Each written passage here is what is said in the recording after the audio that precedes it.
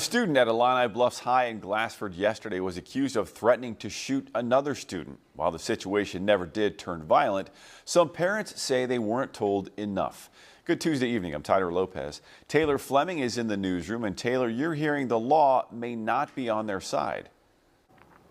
Tyler, both the school district and law enforcement have said there is no actual danger here, just concerning statements, and the situation is under control.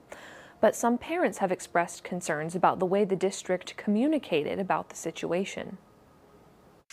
According to the Peoria County Sheriff's Office, a 14-year-old student at Illini Bluffs High School made a threat to shoot a 16-year-old student on Monday. They sent a detective to investigate, and no weapons were found at the suspect's house. The district superintendent, Dimitri Almasi, sent out an email to parents at 4:52 Monday afternoon. That message said that multiple students reported concerning comments made by a high school student, but the sheriff's department has determined that there is no current credible threat to the school. Almasi said that safety and security of students and staff is the district's highest priority. A parent reached out to 25 News about the email. He said his concern is that Almasi wasn't transparent in his email to parents, and questioned why more information wasn't shared that made it clear the situation was a shooting threat. The Peoria County Regional Office of Education said parents not knowing what's going on in situations like this isn't uncommon, but schools have to consider the rights and privacy of all students,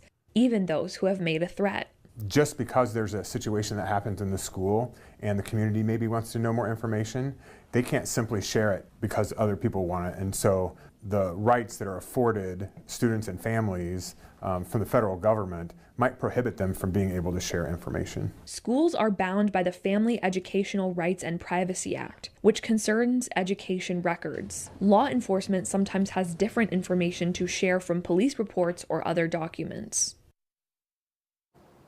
According to the superintendent's email, even though there is no credible threat, the school resource officer and local law enforcement are actively involved.